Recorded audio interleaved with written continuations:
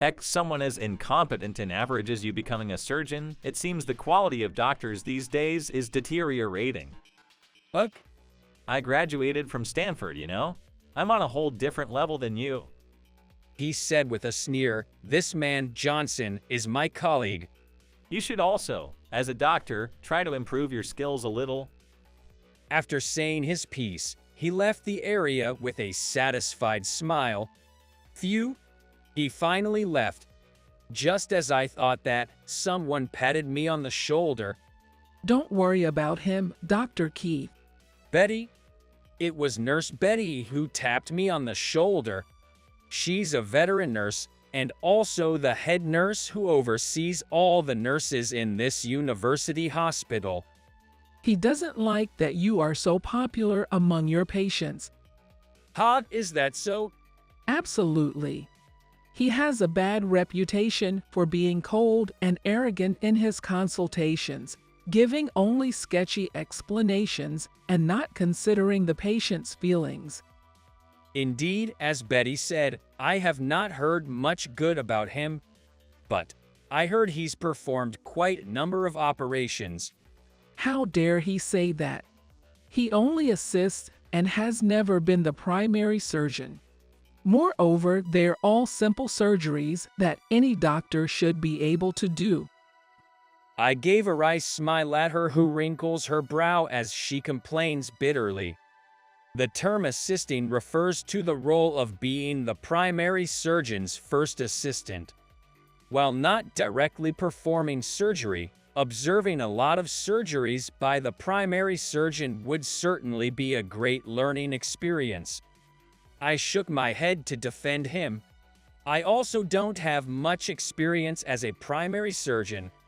As I said this, the frown on her face disappeared and a smile formed on her cheeks. But you're doing great.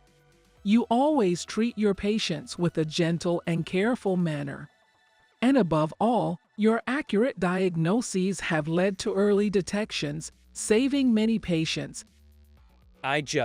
I'm only making decisions based on the situation. Hearing me say this, she puffed up her cheeks in dissatisfaction. There you go again, your modesty. You should have more confidence. While we were having this conversation, her pager beeped. It's a mobile phone for use in the hospital. Oh, my pager is going off. I'll see you later. Sure, see you? Betty told me to have more confidence, but I don't think I'm that special. Because I couldn't save the person I really wanted to save. Keith, are you really going to be a doctor? Yeah, I've told my parents and school. After graduating from high school, I'm going to medical school. I wonder if you, who's afraid of blood, can do it. I can do it, because I looked at her lying in front of me. She was connected to various tubes and lying down. When I told her, I'll do anything to cure your illness, she gave a sad smile. Thank you. Without facing seriously her making such a face, I thought only of my own dream, and simple honesty said, wait for me.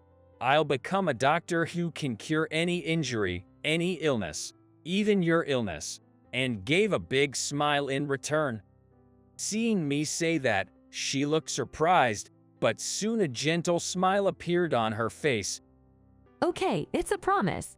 Be a doctor who can save not only me but also others. Yeah, I promise. We made a pinky promise. While making the pinky promise, she cried. She cried while laughing. I'm happy. Saying that, she was crying and laughing. At that time, I didn't know. With little time left, I didn't know that day would be our last. While I was lost in the last memories with her, Betty rushed over to me. What's the matter, Betty? An emergency patient is being rushed here in an ambulance right now. What's their condition? They've been in a car accident. There's an exposed head wound, and they are bleeding from the abdomen. They also have a fractured right leg, and the paramedics are giving them first aid.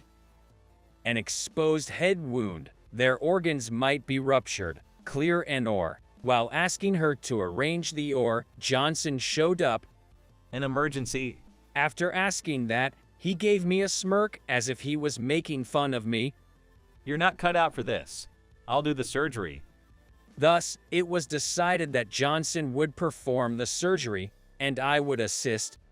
Somehow word spread that I, who rarely performed surgeries, am going into OR, and various parties from the university hospital gathered. But right now, I couldn't afford to care about who came. The patient who was hurriedly brought into the OR on a stretcher was covered in blood from both their head and abdomen, and their right leg was bent in an unnatural direction. This is terrible. Hang in there. I'll save you no matter what. Thinking that, I looked at Johnson standing next to me. Contrary to me, who wanted to save them at all costs, Johnson looked pale enough that it showed even through his mask. Dr. Johnson, when I called out to him, Johnson shook his head. This is impossible. I didn't know it was this bad. This patient won't make it. At his words, I felt my blood boil. They won't make it. How can you say that in front of a patient? Surprised by me, who usually don't raise my voice, Johnson fell down on his rear. Ignoring him, I let my emotions out and throw my thoughts into him. Don't decide before you try. What's the point of being a doctor if you give up so easily? There's a patient suffering right in front of us. You're not a doctor if you don't even try to save them. Johnson sat down, looking perplexed, but he kept staring into my eyes. I'm sore. He was probably trying to say I'm sorry. His voice was trembling. Judging that Johnson wouldn't be able to handle the current situation, I moved to where the operating surgeon stands. I'll do the surgery. When I declared that, he looked surprised. What? So please step aside, Dr. Johnson. But you can't possibly do the surgery. You've only done a handful of operations. There's no way you could do such a difficult operation. We don't have time to argue. Just step aside, Dr. Johnson. Overwhelmed by my determination, Johnson, still shaking, stood up and moved to where the spectators were. Let's get started. From that point, no one else's words reached my ears. I only listened to the necessary words. That speed? Of course, I didn't hear what Johnson was saying either. He's in a different league. At Johnson's words, one of the spectators watching in the corner responded. You don't know Professor. Dr. Keith. He was top of his class at Harvard Medical School. What, him? Unaware of the exchange between Johnson and Professor, I only focus on the patient in front of me. I will save them. I decided that day. No matter the injury, no matter the disease, I will definitely save everyone. I promise to be that kind of doctor. So, watch me. Linda. Dr. Keith. The patient in question is stable after surgery with no post-operative complications. I see. That's good. Thank you, Betty. As Betty and I have this exchange, Johnson comes over with a displeased look on his face. What the hell was that? What do you mean? Not understanding what he meant, I tilted my head and he grabbed my collar, confronting me. Don't play dumb. What was that? Divine skill. An ordinary person. I couldn't have saved them. Johnson, letting go of my collar, dropped his arm down listlessly. He had a frustrated look on his face. I hadn't intended to cause such a reaction and was puzzled about what to do when Professor, who had come to observe, arrived. I must say, that was impressive. To miraculously save someone from such a desperate situation. Truly a divine feat. Professor was so complimentary that I blushed a little and shook my head, saying, "You're too kind, Professor." Then Johnson asked Professor a question. Professor, you knew that he had such skills. At that, Professor laughed out loud. I'm the one who scouted him for this hospital. After graduating from Harvard Medical School, Dr. Keith practiced medicine in the States for 2 years. It was tough to get him to come back to Japan, but I heard he was researching a certain rare disease. We have cases of that rare disease in our university hospital, so I invited him to join us. What? You didn't say a word about any of this. Caught by surprise, Johnson blurted out at me, and I looked at him blankly. Well, you didn't ask. Come on, top of your class at Harvard Medical School, scouted by Professor. Why didn't you mention any of this? I wondered why I had to be questioned so intensely by him. After a bit of thought, I realized perhaps educational background and career history are important to him. Otherwise, he wouldn't have made a point of mentioning that he graduated from Stanford University. So, I said to him, titles, that sort of thing doesn't matter to me. I want to save as many people as possible. That's all. Even after hearing this, he was still unsatisfied. Then why? Why don't you do more surgeries as the primary surgeon? Well, his question was certainly fair. As I struggled for an answer, Professor stepped in to explain on my behalf. That's because Dr. Keith is operating on patients that only he can save. Although he has done fewer surgeries as the primary surgeon, each one was a severe and challenging case. But Dr. Keith managed to save them all. Upon hearing that, Johnson began to tremble. So you're telling me I'm not good enough to be on call for serious cases? Professor, completely unfazed by Johnson's reaction, responded cheerfully, well, that's about right. After all, you weren't even able to perform surgery on that patient without falling flat on your butt, were you? Oh no. With that response, Johnson is only going to get angrier. Sure enough, glancing at Johnson, his face was as red as a tomato, looking like he might blow a gasket any second. But Professor just kept going, completely disregarding Johnson's state. Dr. Keith is an excellent physician, and you, Johnson, are not entirely hopeless. You just need to work hard and strive to be like him. With that, Professor said, I will take my leave, and walked away. Left behind were only myself, Betty, and Johnson. Johnson, looking awkward, as if he was recalling his earlier rudeness. Betty, however, oblivious to Johnson's discomfort, gave me a hearty pat on the shoulder. Whoa, Dr. Keith, you graduated from Harvard Medical School, and you were top of your class. Yes, well, it's nothing to boast about, really. What are you talking about? It's definitely something to be proud of. It's way more impressive than any local university. No wonder your diagnoses are always spot on. I'm going to keep relying on you, Dr. Keith. With that, she started hitting my back again. Once she finished thumping my back, she turned to Johnson and said, you should follow Dr. Keith's example, too, Dr. Johnson. Even Professor said you're not completely hopeless. Try harder. Betty, she's fearlessly straightforward.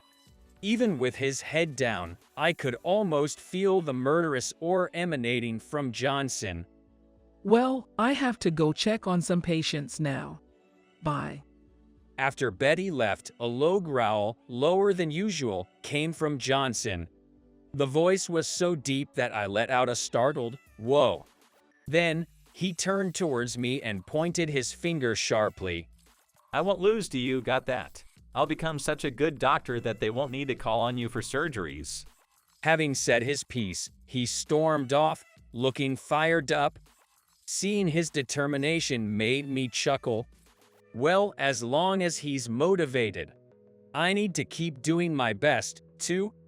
With that thought, I headed towards the examination room I was assigned to. Fast forward 3 years, I managed to establish a treatment for a particular difficult disease. It was the same disease that had taken Linda, my former girlfriend, from this world. I did it. I did it, Linda. Finally, I can help people suffering from the same disease as you. I really can save everyone now. Finally, all my hard work is being rewarded. Dr. Keith, this research paper, it's undoubtedly going to change the world, and you'll be swamped with patients wanting you to operate on them. You'll hardly have a moment to rest. Are you sure you're okay with that? When asked by Professor, I nodded without hesitation. That's why I became a doctor. I am Keith, a Harvard Medical School graduate with first-class honors. I worked as a doctor in the US for 2 years after graduation. Now, I'm back in my home country, working as a doctor at a university hospital. My motivation to become a doctor was to help people suffering from injuries and diseases. By the way, you may wonder what happened to Johnson. He's as unpopular as ever, that Dr. Johnson. Seeing her sighing, I asked, "What happened, Betty?" Oh, Dr. Keith. Listen to this. I had a patient complain about Dr. Johnson today. That stuff. What was the complaint about? In the past, Johnson had often been complained about for being rude or giving sloppy explanations or not considering the patient's feelings. Is he still getting complaints? Just as I was letting out a wry smile, the words that came out of Betty's mouth were completely unexpected. They're saying his smile is scary. Smile, scary? Exactly. His smile is so bad, it made a child cry during a vaccination. That's a complaint I've never heard before. Well, I said with a gentle smile, he's doing his best in his own way. I can't slack off just because I've established a treatment for Linda's rare disease. There are still many rare diseases in the world that haven't been solved yet. I want to find treatments for them as well. I have to keep doing my best to keep my promise to Linda.